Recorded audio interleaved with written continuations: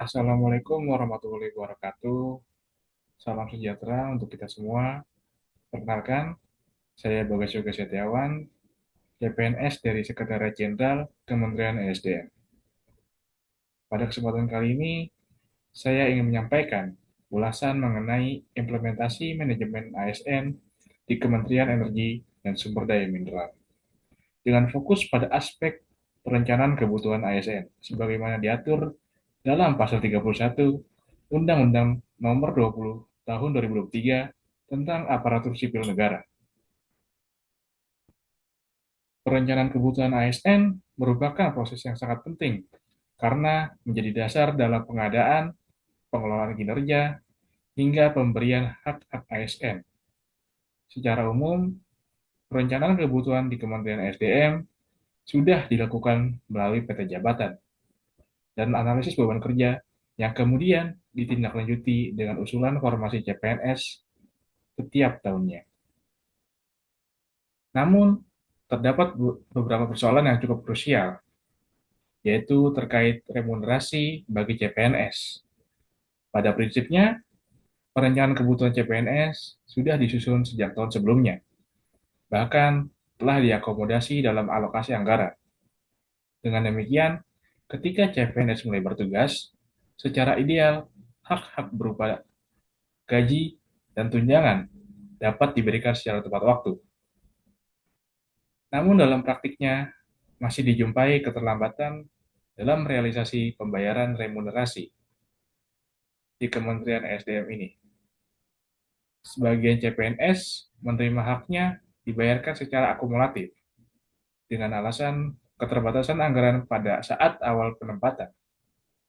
Kondisi ini menggambarkan bahwa perencanaan kebutuhan ASN belum sepenuhnya terintegrasi secara efektif dengan perencanaan anggaran.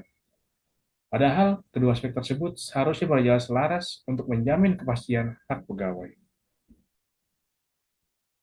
Kondisi tersebut tentu berimplikasi pada motivasi dan semangat kerja ASN yang baru.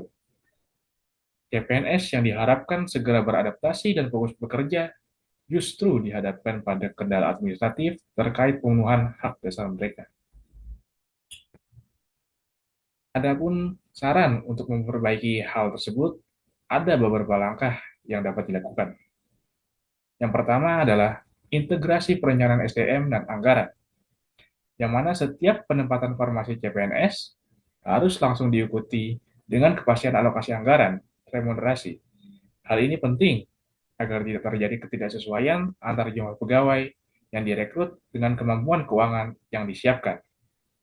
Yang kedua, penguatan koordinasi antar unit, di mana unit kepegawaian perlu meningkatkan koordinasi dengan unit perencanaan dan keuangan, sehingga proses penyaluran remunerasi CPNS dapat dipastikan berjalan tepat waktu.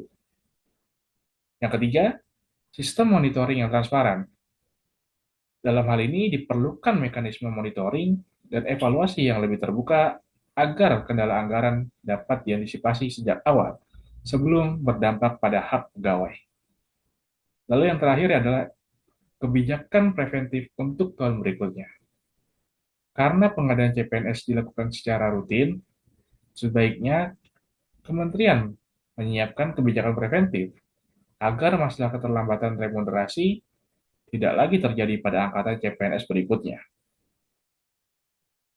Sebagai penutup, saya menegaskan bahwa perencanaan kebutuhan ASN di Kementerian SDM sudah dilaksanakan, tetapi masih memerlukan penguatan, terutama pada sinkronisasi dengan perencanaan anggaran. Dengan begitu, hak-hak dasar berupa remunerasi dapat terpenuhi tepat waktu, sehingga CPNS dapat bekerja dengan tenang dan memberikan kinerja yang optimal bagi organisasi. Sekian dari saya. Apabila ada salah kata, mohon dimaafkan. Terima kasih. Wassalamualaikum warahmatullahi wabarakatuh.